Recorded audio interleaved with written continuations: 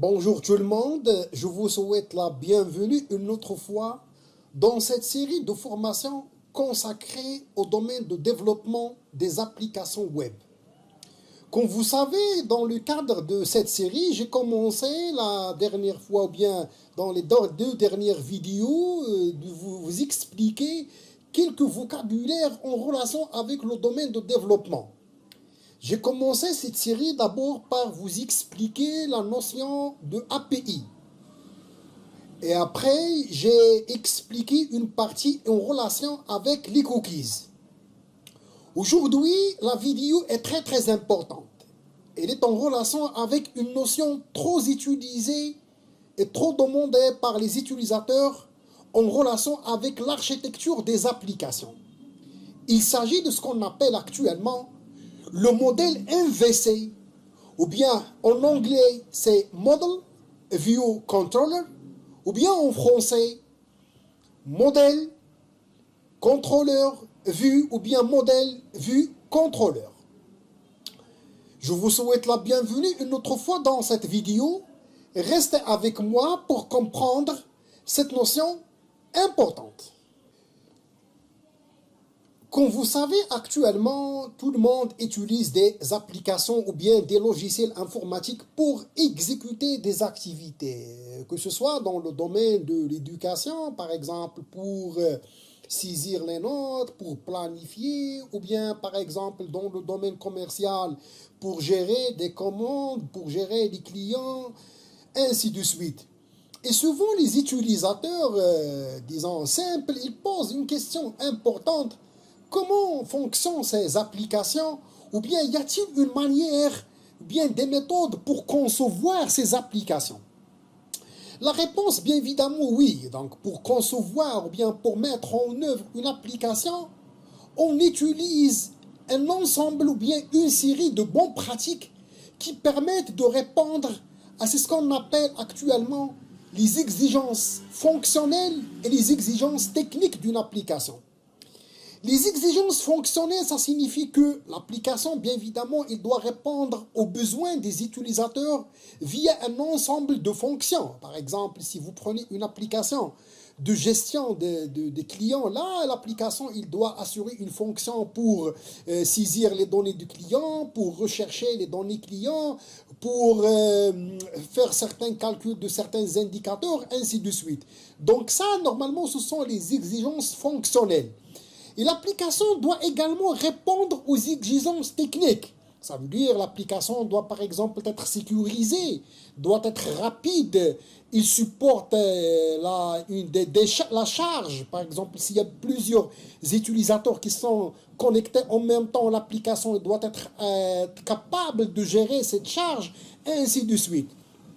Bref, c'est que généralement, une application doit répondre aux exigences techniques et aux exigences fonctionnelles.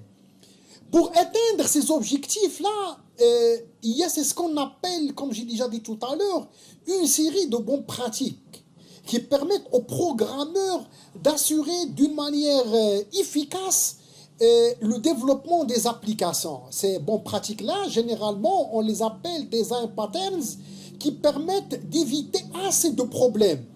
Ce qui fait que les utilisateurs ils utilisent ces bonnes pratiques-là qui sont déjà rédigées ou bien conseillées par des experts, par des ingénieurs, suite à leurs anciennes expériences dans le domaine de la programmation. Donc, ce qui fait, au lieu de programmer avec n'importe quelle manière ou bien d'imaginer une manière de faire, il est souvent préférable de suivre des séries de bonnes pratiques pour atteindre ces objectifs-là. Donc, on peut dire que le MVC n'est autre qu'une série de bonnes pratiques qui permettent aux développeurs d'assurer ou bien de programmer de manière efficace des applications informatiques. Au lieu d'inventer des méthodes, on suit un modèle bien déterminé qui est déjà expérimenté et qui permet d'assurer une bonne programmation d'une application donnée. Bref, le modèle vue contrôleur, c'est une série de bonnes pratiques qui permettent de créer ou bien de concevoir des applications qui répondent aux exigences fonctionnelles et en même temps aux exigences techniques d'une application. Commençons maintenant par détailler cette notion MVC. Donc, comme j'ai déjà dit tout à l'heure, le MVC en anglais signifie Model View Controller ou bien en français Model View Controller. C'est un modèle architectural qui permet de concevoir une application ou bien de séparer une application en trois composants logiques. C'est-à-dire c'est que si un programmeur ou bien un développeur qui va normalement programmer une application, et s'il choisit le MVC comme, disons, modèle, le fait de choisir ce modèle comme MVC implique la séparation de l'application en trois composants. Et on va voir après en détail ces composants. Bien évidemment, ces composants s'appellent Model View Controller. Et après, on va voir le rôle de chaque composant. Et on va voir après que chaque composant, il va jouer un rôle dans l'application ou bien il va gérer des aspects bien déterminés dans le développement de l'application. Bref, c'est que le modèle MVC, c'est une manière de programmer, c'est une manière de concevoir et cette manière de faire implique la répartition de la tâche de conception et de mise en œuvre de l'application en trois grandes parties ou bien en trois grands composants logiques. Maintenant, on va commencer le détail et l'explication de c'est quoi le modèle, c'est quoi le vue et c'est quoi le contrôleur et comment normalement ces composants interagissent ou bien communiquent entre eux. Commençons d'abord par le premier composant et commençons par c'est quoi une vue. Généralement, comme vous voyez ici, donc, voilà donc un exemple d'un schéma qui contient une application conçue avec un modèle MVC. Donc, vous voyez ça, par exemple, ça c'est l'utilisateur final, ça veut dire l'utilisateur qui va utiliser l'application. Et tout ce que vous voyez ici dans cette zone-là, c'est l'application. Et comme vous voyez l'application ici, il est, disons, conçu avec un bloc contrôleur, le modèle est vu.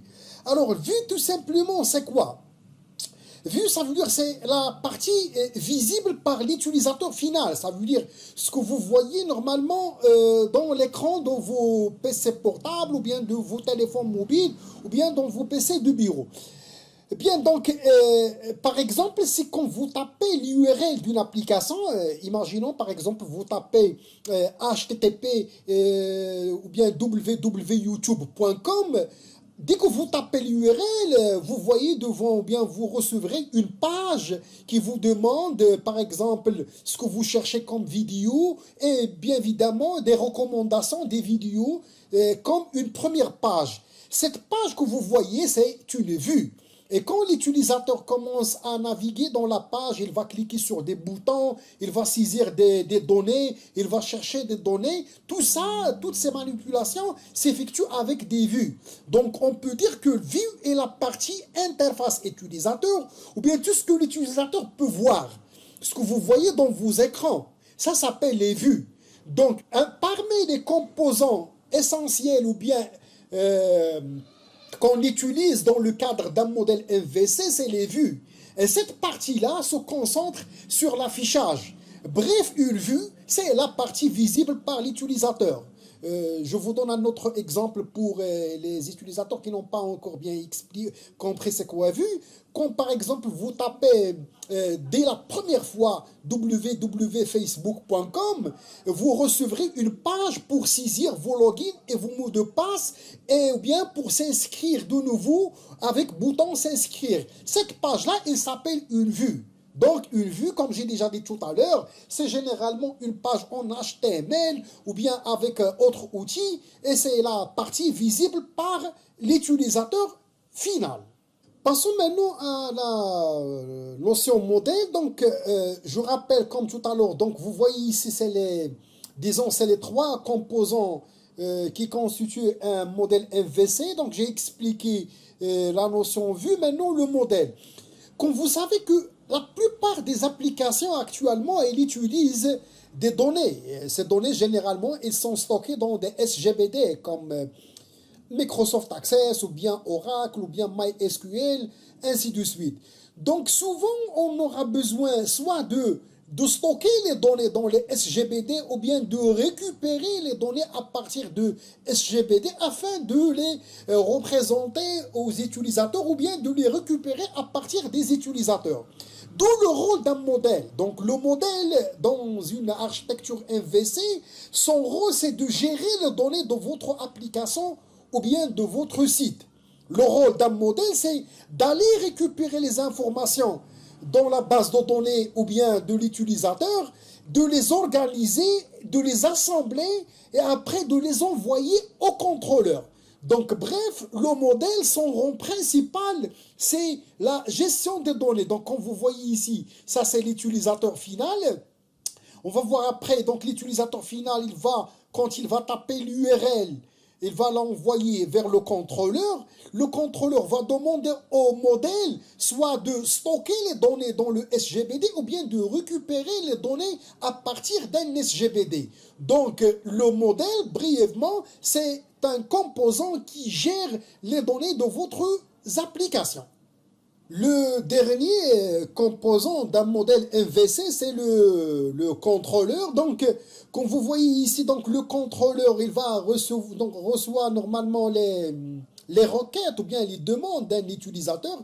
Donc ça, c'est l'utilisateur final. Il va envoyer donc des requêtes. Prenons par exemple, si vous avez des formulaires, par exemple, d'inscription ou bien des formulaires de recherche donnés.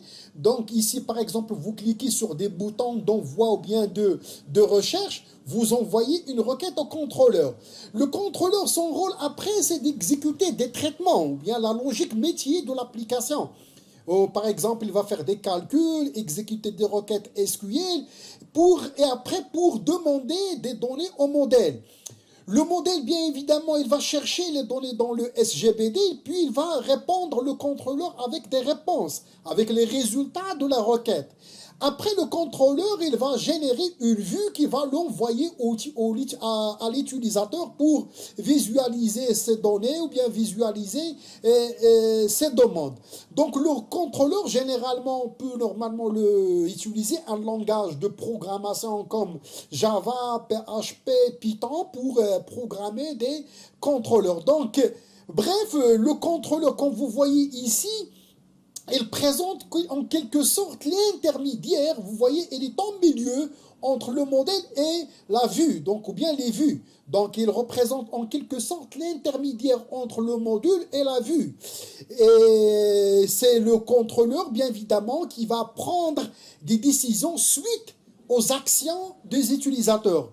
Je rappelle quand je dis le mot action, ça veut dire ou bien les événements, c'est clic sur des boutons, recherche par l'utilisateur, et puis après le contrôleur va répondre à cette demande de l'utilisateur, cherche des données, puis afficher les données avec des vues et va les envoyer à l'utilisateur final. Je termine donc cette vidéo par un récap ou bien un résumé de fonctionnement d'une application basée sur le MVC. Donc bref, si un concepteur ou bien un programmeur décide de concevoir ou bien de mettre en œuvre une application avec le MVC, il aura besoin de mettre en place 3 parties ou bien 3 composants. Donc, ces composants, bien évidemment, comme j'ai déjà dit au début, ils sont interconnectés entre eux. Et pour comprendre une application basée sur ces 3 parties, on va essayer de faire normalement, expliquer les séquences suivantes. Donc, ce que vous voyez ici, c'est toute l'application. Donc ça, les 3 composants, ils représentent toute l'application. Maintenant, on va voir en détail comment ça fonctionne, un logiciel ou bien une application basée sur ces 3 composants. Premièrement, l'utilisateur, ça veut dire c'est vous. Vous allez normalement taper l'URL ou bien vous allez envoyer une requête. Par exemple, http maformation.com. Dès que vous tapez normalement la requête, elle serait normalement redirigée directement vers le contrôleur. Le contrôleur, bien évidemment, il va chercher des données dans la base de données via le modèle. Parce que souvent, quand vous envoyez des requêtes, vous allez normalement demander des données. Vous allez faire des recherches, chercher les données d'un étudiant, chercher les données d'un employé ou bien autres informations. C'est le contrôleur donc qui va recevoir la requête avec, par exemple, des requêtes SQL ou bien un traitement bien déterminé. Il va envoyer des demandes au modèle. Le modèle, bien évidemment, il va chercher ces données-là dans le SGBD. Donc ici, je n'ai pas mis le SGBD ici, mais le modèle, il va contacter le SGBD pour chercher ce que vous voyez, ce que vous cherchez comme données. Après, le modèle, il va récupérer les données à partir des SGBD, il va les envoyer vers le contrôleur. Et le contrôleur, après, qu'est-ce qu'il va faire? Il va vous générer une vue avec une mise en forme, avec du HTML, des couleurs, une mise en page, que ce soit avec HTML ou bien avec un format bien déterminé.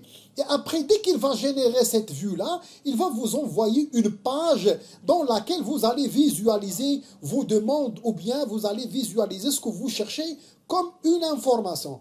Donc bref, vous voyez ici, donc ça c'est l'architecture MVC. Et vous voyez que maintenant l'application est organisée sous forme de plusieurs parties. Et je vous rappelle que généralement, pour programmer une application, c'est plusieurs, disons, développeurs qui doivent normalement travailler ensemble et collaborer. Par exemple, il y aura un développeur qui va normalement traiter les vues. Donc, c'est quelqu'un qui, normalement, qui maîtrise le HTML, le Bootstrap, pardon, un peu de l'infographie pour mettre en place des images, des vidéos, bien des contenus multimédia. Ici, c'est un développeur qui va normalement programmer, qui maîtrise les langages de programmation comme Java, ainsi de suite. Et concernant les modèles, on aura généralement, c'est des gens qui ont normalement des bonnes compétences avec les bases de données, la création des requêtes, ainsi de suite. Et vous voyez, après, on va normalement interconnecter toute cette partie-là pour produire une application selon ce modèle MVC qui permet normalement de respecter ces bonnes pratiques qui sont déjà testées par pas mal d'ingénieurs et d'experts. Et ce modèle-là, il a montré ses avantages. Merci de votre attention. Je vous donne rendez-vous la prochaine fois avec une autre vidéo en relation avec le domaine de développement. Et